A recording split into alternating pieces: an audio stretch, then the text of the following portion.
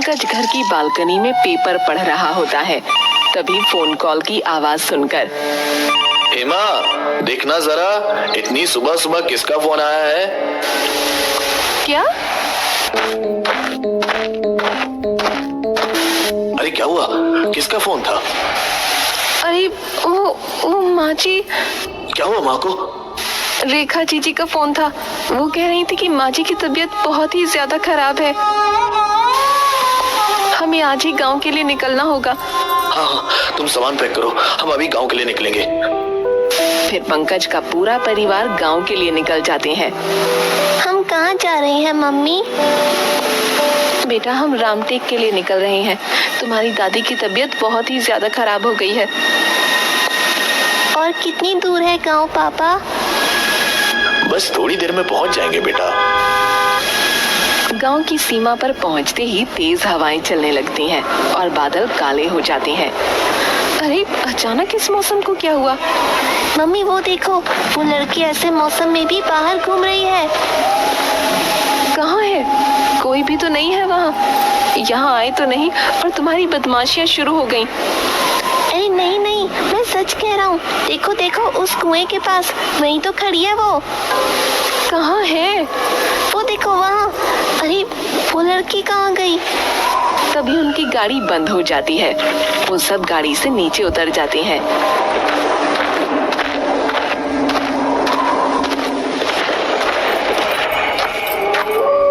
Mummy वो यहाँ खड़ी थी, बिल्कुल यहीं खड़ी थी।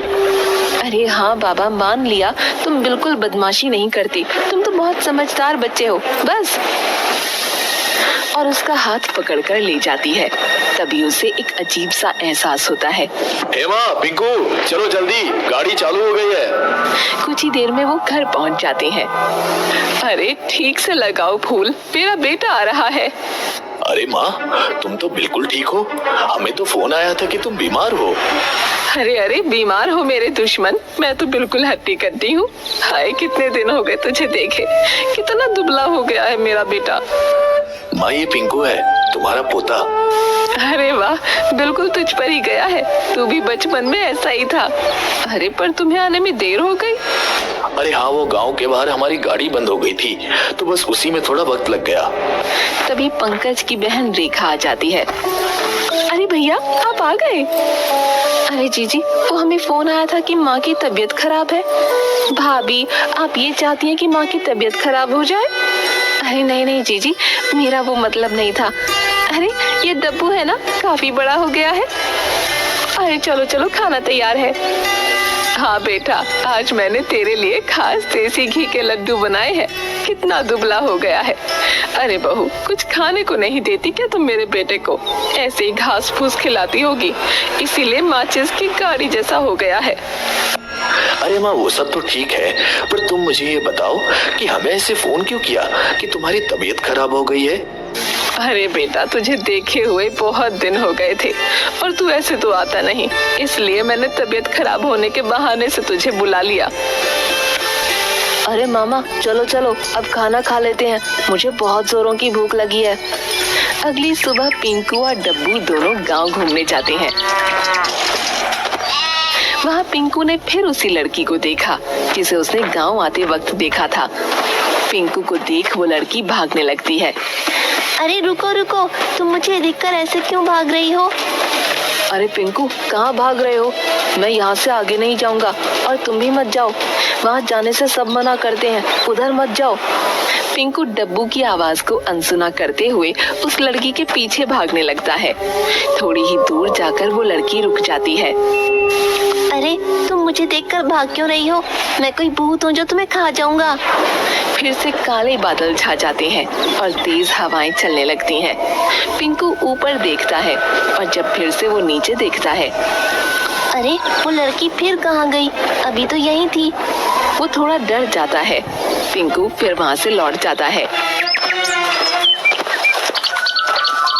मम्मी मम्मी, आज फिर मुझे वो लड़की मिली थी। कौन लड़की? और क्या क्या बोलता रहता है तू आजकल? अरे मम्मी, वही लड़की जो मुझे गांव में आते वक्त कुएं के पास दिखी थी।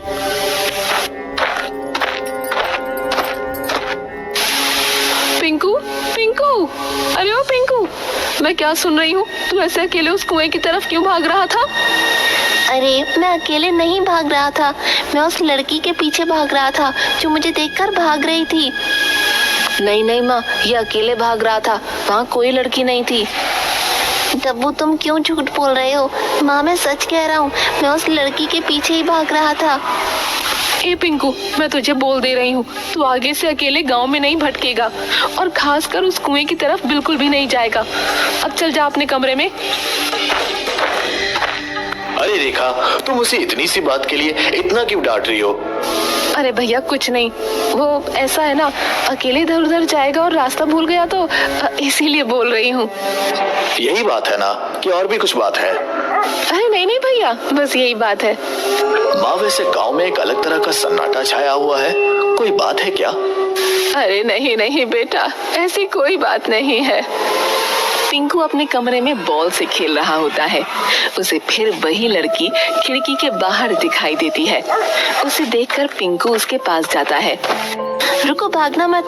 कौन हो तुम और मुझे देखकर ऐसे भाग क्यों रही हो? क्योंकि माँ कहती है इस गांव के लोग बहुत बुरे हैं। बुरे हैं मतलब? अच्छा चलो छोड़ो, तुम मुझे ये बताओ तुम्हारा नाम क्या है? मेरा नाम स्वीटी है। मैं यहाँ नया नया आया हूँ, क्या तुम मेरी दोस्त बनोगी?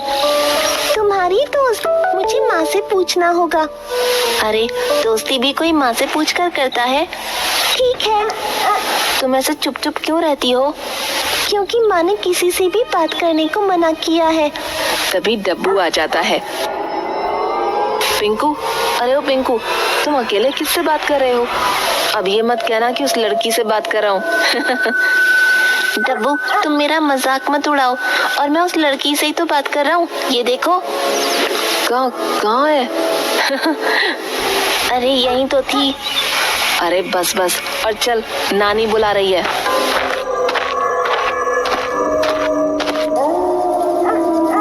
रात को जब सब सो रहे होते हैं, तब पिंकू को स्वीटी की आवाज सुनाई देती है।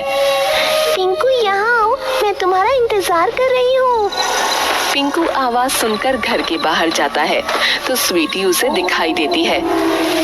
पिंकू चलो मेरे साथ। फिर स्वीटी बिना पलक झपकाए धीरे धीरे कुएं की तरफ आगे बढ़ने लगती है और पिंकू भी उसके पीछे पीछे जाने लगता है। दूसरी तरफ हेमा की नींद खुलती है और पिंकू को पास में न पाकर पंकज पिंकू पता नहीं कहाँ चला गया। पानी पीने गया होगा, नहीं तो वॉशरूम गया होगा। इतनी रात को और कहाँ जा सकता है? नहीं, वो मुझे उठाए बिना कहीं नहीं जाता। फिर दोनों उसे ढूंढने लगते हैं। ढूंढते ढूंढते दोनों उस दिशा में पहुंच जाते हैं जिस तरफ स्वीटी और पिंकू गए थे। वहाँ पिंकू को देखकर पिंकू कहाँ जा रहे हो इतनी रात को? फिर दोनों उसे घर ले आते हैं। अगली सुबह, दूध पी ले बेटा। नहीं पीना मुझे, मैं दूध नहीं पीऊंगा। अच्छा तो क्या पिएगा फिर? मुझे खून पीना है। सभी हैरानी से पिंकू की तरफ देखने लगते हैं। पिंकू, तुम्हारी बदमाशी फिर से शुरू हो गई। मैंने कहा ना मुझे खून चाहिए। और दूध का गिलास फेंक देता है और वहाँ से चला जाता है। पता नहीं यहाँ जब से आया है तब से कुछ अजीब ही बर्ताव कर रहा है। कभी किसी लड़की के बारे में कहता है तो कभी कुछ और ही बदमाशी। कल तो हद ही कर दी, रात को अकेले बाहर घूम रहा था। क्या अकेले गांव में घूम रहा था? तू ठीक तो है ना? तुझे कुछ हुआ तो नहीं? पंकज, हम आज ही शहर वापस चलेंगे। अरे नहीं बहू, अभी कितने दिन हुए हैं तुम्हें यहाँ आए, तुम फिर से जाने की बात कर रही हो। मैं एक बहुत बड़े तांत्रिक को जानती हूँ, मैं उन्हें बुलवा कर पूजा करवाऊंगी, पर भगवान के लिए तुम मत जाओ, मैं तुम्हारे आगे हाथ जोड़ती हूँ।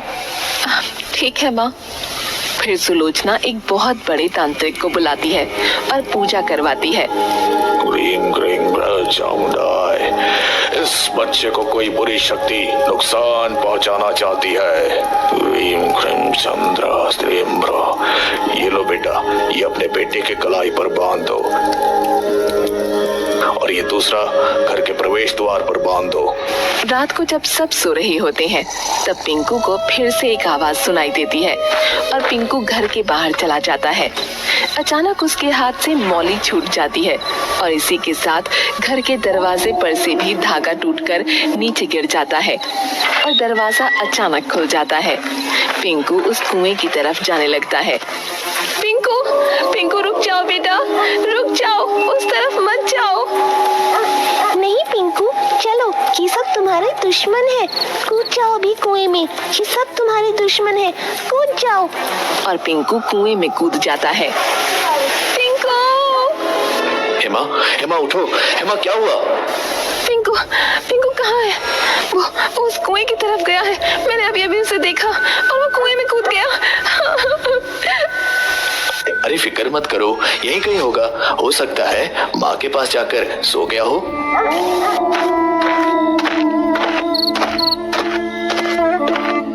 पिंकू, पिंकू कहाँ है? आपके पास नहीं है? नहीं, वो तो तुम्हारे पास ही था ना। नहीं माँ जी, वो मेरे पास नहीं है। फिर हेमा और सभी घबराकर उसे पूरे घर में ढूंढने लगते हैं। माँ, पिंकू तो पूरे घर में नहीं मिला, जाने कहाँ चला गया। मैंने अभी सपने में देखा वो कुएं की तरफ गया है। हाँ, वो कुएं की तरफ ही गया है, उस कुएं में जाकर कूद गया। माँ जी, मुझे बहुत डर लग रहा है। चलो हम सभी उस कुएं की तरफ चलकर देखते हैं। अरे, इस प्रवेश द्वार का धागा किसने तोड़ा? ये जरूर उस बुरी शक्ति का काम होगा। फिर पंकज और सभी घर वाले पिंकू को मशाल लेकर उस कुएं की तरफ ढूंढने जाते हैं। कहीं ये फिर से उस कुएं की तरफ तो नहीं जा रहा था? कुएं की तरफ? आप सब मुझसे कुछ छुपा रहे हैं। हम जब से यहाँ आए हैं कुछ अजीब ही एहसास हो रहा है। अरे भैया, अब तुझसे क्या छुपाना? उस कुएं पर किसी का साया है और मुझे डर है कि हमारा पिंकू उसी वजह से ऐसी हरकतें तो नहीं कर रहा। साया है? क्या तुम भी अभी भी इन अंधविश्वास में विश्वास रखती हो? मैं इन सब में नहीं मानता। ये बस उसकी शरारत है, ज्यादा लाड प्यार की वजह से बिगड़ गया है। माँ, जल्दी देखिए, ये आपका पोता क्या कर रहा है? सुलोचना और बाकी सभी दौड़ते हुए आते हैं। ये तो एक चींटी को मारने से भी डरता था, अब देखो उस मुर्गी की गर्दन को कैसे तोड़कर खा रहा है। अरे स्वीटी, तुम ही खाओ ना, बहुत टेस्टी है। हो ना हो, ये उसी साये का काम है। पंकज, हमें जल्द से जल्द कुछ करना होगा। मैं पंडित जी से बात करती हूँ इस बारे में। चलो, तुम्हें मेरा घर देखना था ना, मैं तुम्हें मेरे घर लेकर चलती हूँ। पिंकू स्वीटी के पीछे पीछे जाने लगता है। देखो, ये तुम्हारे घर वाले भी हमारे पीछे पीछे आ रहे हैं। ये तुम्हें मारना चाहते हैं, ये तुम्हारे दुश्मन हैं।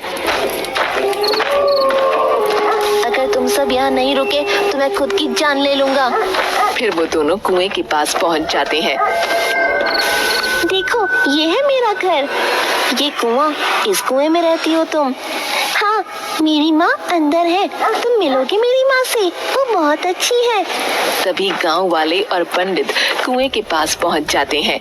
देखो, वो सब फिर से आ रहे हैं। चलो जल्दी कूद जाओ पिंकू कुएं में, ये सब तुम्हारे दुश्मन हैं, ये तुम्हें मारना चाहते हैं। चलो मेरे साथ।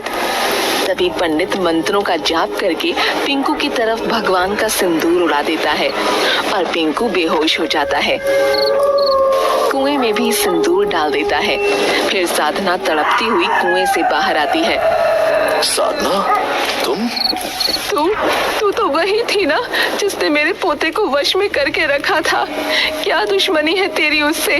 वो तो यहाँ पहली बार आया है। दुश्मनी? तुम पूछ रही हो कि मेरी दुश्मनी क्या है उससे? अरे याद नहीं तुमने क्या किया था मेरे साथ? कितना गलत किया था तुमने मेरे साथ। गलत किया था मतलब? क्या हुआ था तुम्हारे साथ? बताओ मुझे। पंकज और मैंने घर वालों के खिलाफ जाकर शादी की थी, तो इसने हम दोनों को घर से बाहर निकाल दिया था। फिर हम दोनों यहीं पास में एक घर में रहा करते थे। फिर नौकरी की वजह से पंकज भी शहर चला गया, मैं यहाँ अकेली रहा करती थी। तब ये मुझे यहाँ आकर मुझे परेशान करती और पंकज को छोड़ने के लिए कहती, पर हम नहीं माने। फिर कुछ समय बाद हमारी एक बेटी हुई, तब तक पंकज मुझे छोड़कर जा चुका था और इस सुलोचना देवी ने मुझे खुदकुशी करने पर मजबूर कर दिया। इसी कुएं में मैंने अपनी जान दे दी।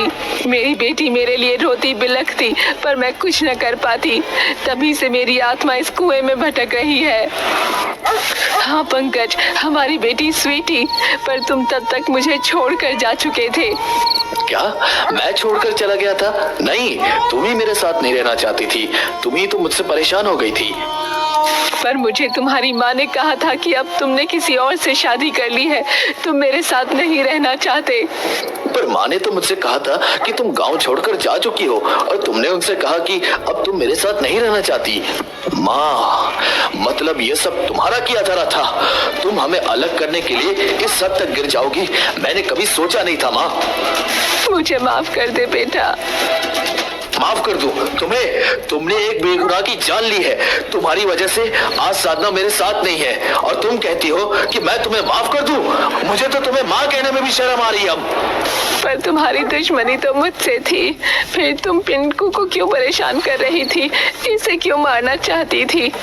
क्योंकि मैं पंकज से बदला लेना चाहती थी। मैं देखना चाहती थी कि औलाद से दूर होने का दुख क्या होता है। पर अब मुझे पता चल चुका है कि वो तुम ही थी जिसने हम दोनों को दूर किया था। मुझे माफ कर दो पंकज, मैंने ऐसे ही तुम्हारी माँ पर विश्वास कर लिया। नहीं माँ, पंकज की पत्नी, मैं तुम्हें बताना चाहती हूँ कि पंकज अभी भी तुम्हें बहुत याद करते हैं। वो मुझे तुम्हारे बारे में बताते रहते हैं।